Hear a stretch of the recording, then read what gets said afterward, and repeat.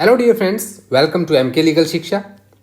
Dear friends, आज फिर हम सीआरपीसी और आईपीसी के दो सेक्शनों का कंपैरिजन करने वाले हैं। देखिए, क्रिमिनल प्रोसीजर कोड जो है वो इंडियन पीनल कोड का क्या है, आपका प्रोसीजर बताता है, क्योंकि इंडियन पीनल कोड आईपीसी हमारा सब्सटेंटिव लॉ है। आप चैनल पर नए हैं तो सबसे पहले चैनल को सब्सक्राइब कर लें और साथ ही बेल आइकन को भी प्रेस करें, जिससे नई वीडियो के अपडेट्स मिलते रहें। डियर लीगल एस्पिरेंट्स, आज हम सेक्शन 31 ऑफ सीआरपीसी और सेक्शन 71 ऑफ आईपीसी इसके बारे में बात करेंगे। देखिए, सेक्शन 31 जो है ये किसके बारे में बात करता है, जब एक ही ट्रायल में सेवरल ऑफेंसेस के लिए किसी एक्यूज्ड को कन्विक्ट करना होता है, उस केस में कन्विक्शन कैसे होगा। अब पनिशमेंट कहाँ बताया गया है, पनिशमेंट बताया गया है आपके चैप्टर 3 में आईपीसी के फ्रॉम सेक्शन 53 से लेकर के कहाँ तक है आपका 75 तक, ये पनिशमेंट की बात करता है आईपीसी में। तो आज हम देखेंगे कि sentence in case of conviction of several offence at one trial, यानी कि किसी एक्यूज के सेवरल ऑफेंसेस में क्या होगा सिंगल ट्रायल में। देखिए, हमारा जो सीआरपीसी है ये प्रोसीजर बताता है, 1973 का एक्ट है क्रिमिनल प्रोसीजर कोड।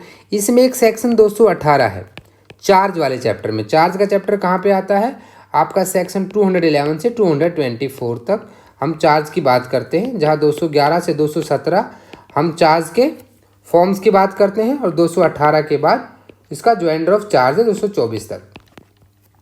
ये 218 एक बेसिक रूल है जो ये बात कहता है कि भाई हर सेपरेट ऑफेंस के लिए सेपरेट ट्रायल होना चाहिए। वहीं पे जो आप power of courts chapter 3 from section 26 to 35, इस चैप्टर के तहत सेक्शन 31 पढ़ते हो सीआरपीसी का, जो क्या बात करता है कि जब in one trial N accused is under the trial for several offences at a single trial, तो उस केस में कन्विक्शन कैसे होगा ये बताता है। बट इसको समझने के लिए हमें पहले समझना होगा आईपीसी को।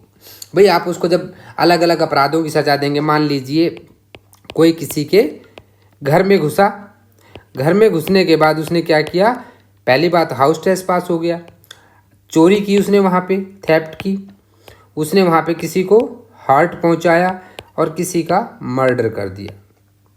तो ये जो सारे काम हैं ये किस चीज़ में हुए, ये सेम ट्रांजैक्शन, पहली बात तो क्या है सेम ट्रांजैक्शन है और सेवरल ऑफेंसेस हैं, तो यहाँ पे ट्रायल सेम चलेगा, एक ही ट्रायल में होगा।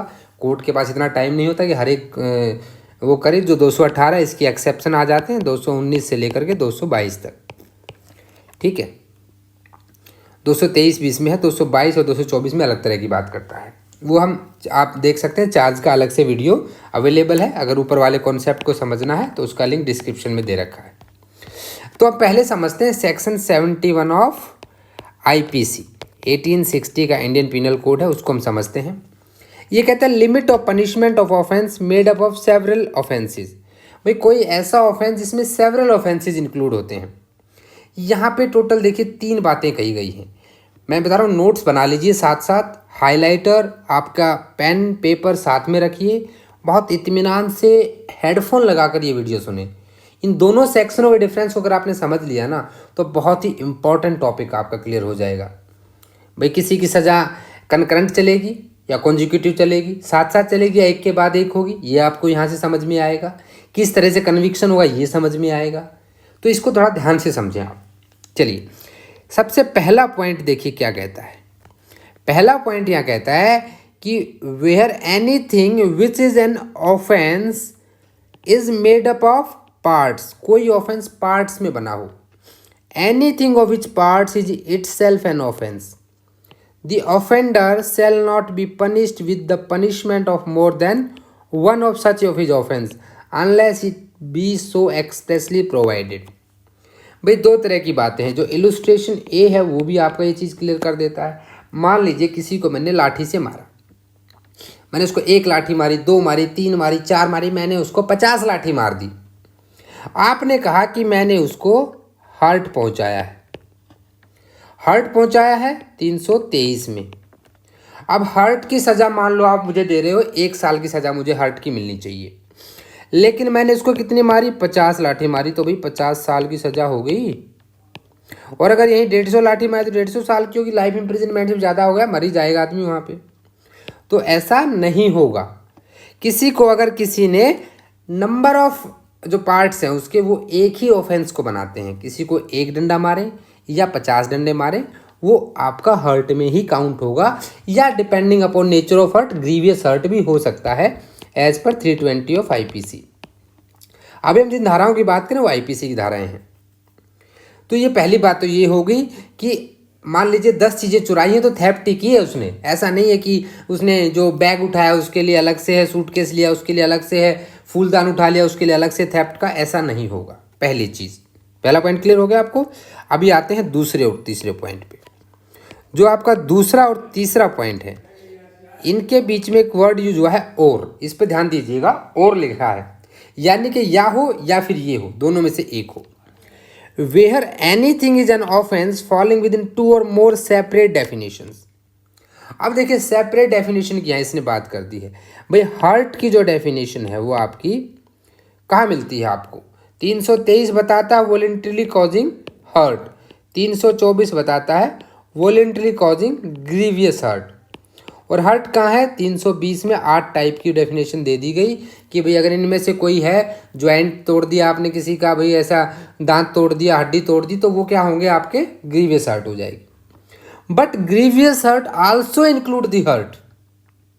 समझिएगा इस चीज को कि ए ने क्या किया, बी का घुटना तोड़ दिया, तो 320 के हिसाब से वो क्या होगी, ग्रीवियस हर्ट होगी। तो भाई हर्ट पहुंचाई तभी तो ग्रीवियस हर्ट बनी ना, यानी कि ग्रीवियस हर्ट एक सुपीरियर डेफिनेशन है हर्ट की। तो यहाँ पे आप दोबारा हर्ट का चार्ज नहीं लगेगा, सिर्फ ग्रीवियस हर्ट लगेगा, जबकि grievous hurt already included in itself the hurt. यानी कि भले ही वो 2 डेफिनेशन में या ज़्यादा डेफिनेशन में वहाँ पे हो, ठीक है, लेकिन दोनों में अलग अलग पनिशमेंट नहीं मिलेंगी, एक का ही मिलेगा। दूसरी चीज़, अगर सेवरल एक्ट हैं विच वन और more than one would by itself themselves constitute an offense or constitute when combined a different offense। देखिए एक्स वाई को पीट रहा था और जेड वहाँ पे आके बीच बचाव करने लगा कि छोड़ो छोड़ो यार, झगड़ा नहीं करते। In that condition what happen, उस कंडीशन में क्या हो जाता है कि एक्स जो है ये जेड को भी एक जोर का तमाचा मारता, क्या हो तुम ज़्यादा स्मार्ट बनते हो। इलस्ट्रेशन बी, ठीक है, आप इलस्ट्रेशन बी देखिए अपने बेयर एक्ट में, ये बात यही कह रहा है कि जब A is beating Z and Y interferes, A intentionally strikes Y, तो यहाँ पे वो सेम ऑफेंस नहीं होगा, वो इसके लिए अलग से लायबल और इसके लिए अलग से लायबल है, दोनों के लिए। तो यहाँ पे क्या कह रहा है, जब ऐसी 2 कंडीशन होंगी, offender shall not be punished with more severe punishment than the court which tries him could award. देखिए अब ये यहाँ पे CRPC रोल में आ जाती है। आपने CRPC नहीं पढ़ा थी, चीज़ समझ में ही नहीं आएगी। कहाँ जाता है, सेक्शन 29 और 28 तो खैर आपका सेशन कोर्ट की बात करता हूँ, वहाँ सिर्फ असिस्टेंट सेशन जज की पावर कम है, बाकी की तो पूरी पावर है। 29 क्या कहता है कि CJM 7 साल, आपका जुडिशियल मैजिस्ट्रेट फर्स्ट क्लास आपका 3 साल या फिर 10,000 रुपये फाइन, और जुडिशियल मैजिस्ट्रेट सेकंड क्लास आपका 1 साल या फिर 5,000 रुपये तक का फाइन, इतना लगा सकता है। यानी कि कोर्ट उसको जितनी पनिशमेंट दे सकता है, ये CRPC का सेक्शन है, तो उतने से ज़्यादा उसको पनिशमेंट अवॉर्ड नहीं की जाएगी वहाँ पे, ये आपको ध्यान देना है। ये तो हो गया हमारा 71। अब इसका 31 से क्या लिंक है हम वो समझते हैं। यहाँ पे देखिए 31 में चलते हैं। ये दोनों इलस्ट्रेशन आप कवर कर चुके हैं हम लोग। ये स्टॉक्स वाला है, इसको एक बार देख लीजिएगा, और ये बीटिंग वाला है।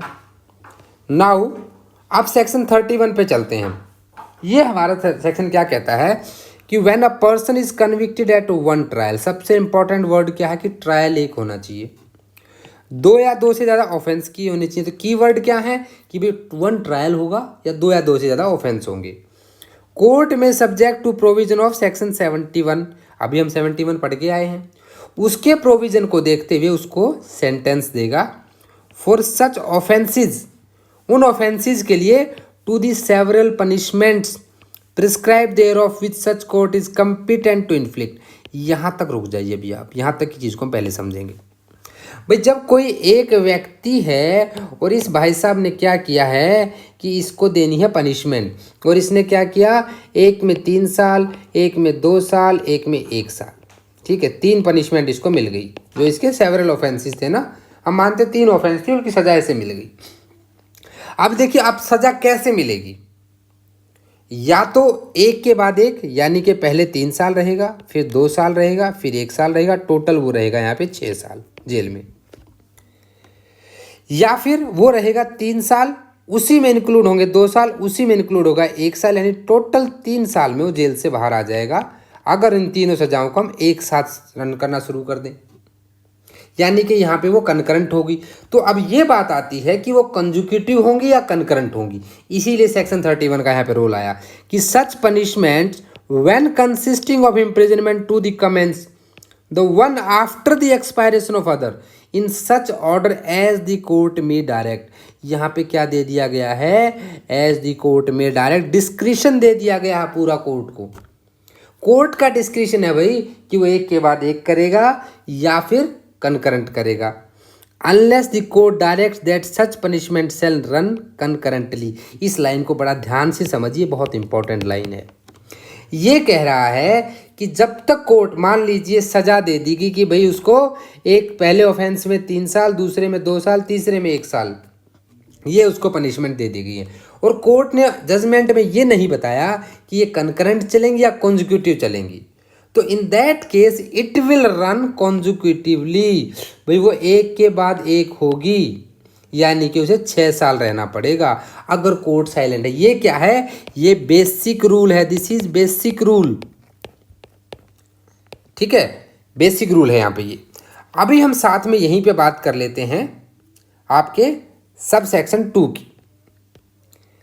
सब सेक्शन 2 कहता है कि in the case of consecutive sentence, consecutive होती है जो after expiration of first second start होगी, पहले 3 साल रहेगा, जैसे भी राम रहीम के केस में मिली थी, काफ़ी फेमस केस रहा, बहुत सारे लोगों ने उसमें देखा।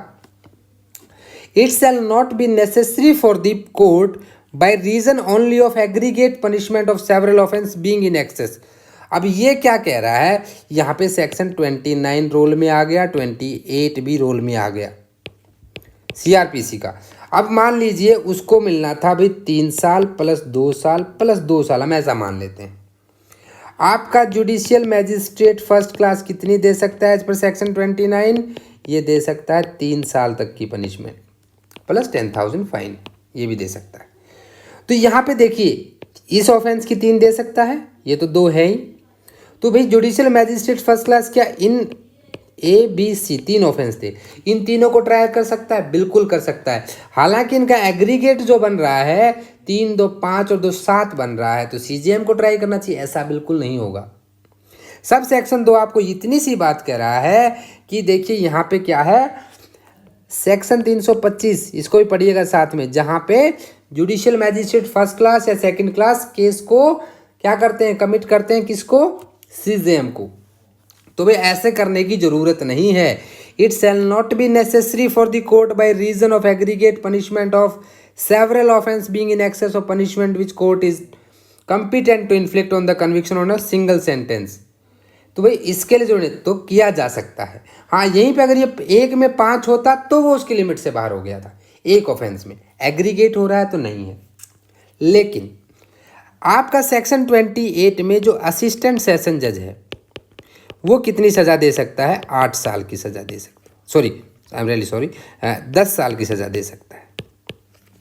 कितनी दे सकता है, 10 साल तक की पनिशमेंट दे सकता है, फाइन की उसके लिए भी लिमिट नहीं है। तो यहाँ पे 10 साल की पनिशमेंट दे सकता है। और मान लीजिए अगर उसको पनिशमेंट देनी है तो यहाँ 2 प्रोवाइजो हैं, ये मैंने क्यों बताया अभी बताता हूँ आपको। प्रोवाइजो देखिए कि no case such person shall be sentence, जैसे हमने कहा 5 + 2 + 2, यहाँ हमारा क्या हो गया, इसमें 5 + 2 + 2, ये हो गया था आपका 9 ईयर्स।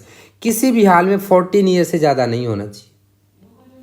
लेकिन अगर असिस्टेंट सेशन जज है तो मान लीजिए भाई वो 10 साल तो कर सकता है, 10 + 5 + 4 मान लेते हैं हम, भाई सिंगल में दे सकता है ना असिस्टेंट सेशन जज। लेकिन 10 और 5 15 और 4 19 हो गया, तो ये पहले प्रोवाइजो को क्या कर देता है, ओवर रूल कर देता है। तो ऐसा नहीं कर पाएगा सेशन जज, यानी कि उसकी 14 साल से ज़्यादा नहीं होनी चाहिए। दूसरा क्या है कि एग्रीगेट पनिशमेंट जो है तीनों की, यहाँ हमारी कितनी बनी थी, 5 + 2 + 2 9 ईयर्स बनी थी। Amount of punishment which court is competent to single offence, उसके डबल नहीं होनी चाहिए। जैसे 9 ईयर्स बन गई तो जेएमएफसी क्या कितना दे सकता है, 3 साल दे सकता है। तो भाई प्रोवाइजो के हिसाब से वो नहीं दे पाएगा क्योंकि उससे ज़्यादा हो गई है। तो ये 2 प्रोवाइजो भी यहाँ पे बहुत इंपॉर्टेंट है। अब बात करते हैं सब सेक्शन 3 की। ये कहता है कि भाई अगर आपको अपील करनी है तो अपील के केस में ना ये जो है, हालांकि देखिए होंगी कंसेक्यूटिव सेंटेंस, यानी कि एक के बाद एक के बाद एक के बाद एक ऐसे चलेगी ये, ठीक है। लेकिन अब जब वो टोटल बन गई 12 ईयर्स, 4 अगर पनिशमेंट है तो भैया अपील के केस में इसको सिंगल सेंटेंस माना जाएगा। 12 ईयर्स सिंगल सेंटेंस, यानी कि अलग अलग अपील करने की जरूरत नहीं है आपको, सिंगल सेंटेंस में अपील होगा, ठीक है। अब ये तो हो गई हमारी बातें सेक्शन 31 की। यहीं मैं कुछ और चीज़ डिस्कस करना चाहता हूँ आपसे। देखिए अब हम बात कर लेते हैं लाइफ इम्प्रिजनमेंट की। लाइफ इम्प्रिजनमेंट में क्या होगा कि इन केस ऑफ लाइफ इम्प्रिजनमेंट, मान लीजिए किसी ने,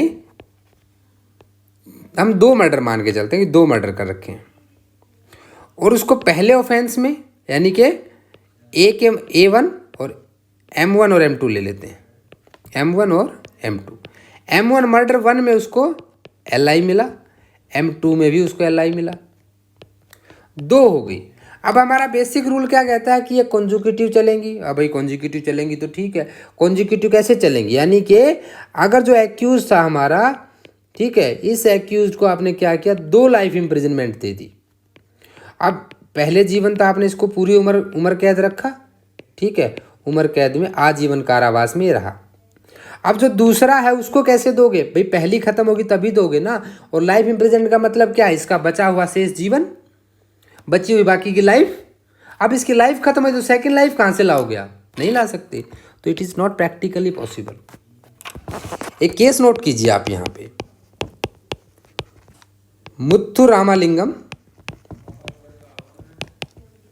मुथुरामालिंगम versus state represented by inspector of police 2016 का। ये केस बड़ा इंपॉर्टेंट, इस केस को जरूर नोट कर लें आप सब। इस केस में क्या है कि ये कॉन्स्टिट्यूशनल बेंच ने डिसाइड किया था। खास बात क्या थी कि कॉन्स्टिट्यूशनल बेंच बैठी थी 5 जजेस की, ठीक है, 5 जजेस की बेंच बैठी और इस बेंच ने क्या कहा कि भाई ऐसा है कि जब लाइफ इम्प्रिजनमेंट 1 से ज़्यादा होंगी, समझिए मेरी बात को, जब लाइफ, तो वो कनकरेंट चलेंगी। बोला कैसे चलेंगी, अरे भाई आपके पास ऑलरेडी लॉ है, सेक्शन 427 का सब सेक्शन 2 खोल के देखिए आप लोग अपने बेर एक्ट में, 427 का सब सेक्शन 2 वहाँ पे क्लियरली लिखा हुआ है कि वो कनकरेंट चलेंगी। इससे पहले आपका जो ये Kamalnath versus state of Tamil Nadu है वहाँ पे भी दिया गया था। तो ऐसा नहीं है। अब दूसरी बात क्या है, दूसरी चीज़ को समझिए। यहाँ तक आपको समझ में आया कि ये कंजिक्यूटिव नहीं चलेंगी, कनकरेंट चलेंगी। ये इस केस में कह दिया सुप्रीम कोर्ट ने। अब देखिए कनकरेंट चल रही हैं M1 और M2, ये दोनों की दोनों धाराएं, सजाएं जो है, इसमें जो पनिशमेंट मिला और इसमें, ये एक साथ चल रही हैं, एक साथ दोनों लाइन चल रही हैं, ठीक है। इस लाइन को समझिएगा, दोनों पनिशमेंट एक साथ चल रही हैं, M1 M2। अब आपका आईपीसी में 54 में आप कहते हो और 55 में कि भाई स्टेट या सेंट्रल गवर्नमेंट कम्यूट कर सकती है। तो how this will be commuted, भाई उसके लिए कम्यूट जो होगा M1 अलग से होगा और M2 अलग से होगा। ये ध्यान दीजिए, एक ही कम्यूटेशन पे उसको नहीं छोड़ा जाएगा। मान लीजिए M1 के लिए कम्यूट कर दिया गया तो M2 बचा है भाई, अभी M2 के लिए अलग से कम्यूट करना पड़ेगा। इसके लिए आप केस लिख लीजिए, Ranjit Singh versus state UT of Chandigarh. इसमें बताया गया है कि अलग अलग कम्यूटेशन करना पड़ेगा। ये जो मैंने आपको केस बताया ना, ये बहुत इंपॉर्टेंट है। सेक्शन 31 आई होप आपको क्लियर हो गया होगा। और जो ये मैंने लास्ट स्लाइड आपको बताई है फ्रेंड्स, ये इंटरव्यू पॉइंट से बहुत इंपॉर्टेंट है आपके लिए। इंटरव्यू में क्वेश्चन पूछा जाता है आपसे लाइफ इम्प्रिजनमेंट का, तो इस चीज़ को ध्यान रखें। Thanks for watching this video. I hope आपको वीडियो अच्छा लगा होगा। देखिए अगर आपको वीडियो अच्छा लगा सच में तो चैनल को सब्सक्राइब कर दें। सब्सक्रिप्शन भी एक मोटिवेशनल फैक्टर रहता है। वीडियो को लाइक ज़रूर कर दें। आप मुझे मेल कर सकते हैं अगर आपके कोई सजेशंस हैं, कोई इंप्रूवमेंट है, कोई मिस्टेक हमसे हो जाती हैं तो भाई प्लीज़ आप लोग भी हमें कोऑपरेट करें, हमें सजेशंस दें, एडवाइस दें। Definitely most welcome. आप टेलीग्राम चैनल पर भी ज्वाइन कर सकते हैं जहाँ पे डिफरेंट टाइप के स्टडी मटेरियल शेयर करते हैं हम लोग। आप इंस्टा पर भी हमें फॉलो करें। वीडियो को लाइक कर दें, अपने दोस्तों में शेयर भी करें और मुझे कमेंट करके ज़रूर बताएं कि आपको वीडियो लगा कैसा। मिलते हैं एक नए टॉपिक के साथ, नए कंपैरिजन के साथ नेक्स्ट वीडियो में। तब तक के लिए जय हिंद, जय भारत।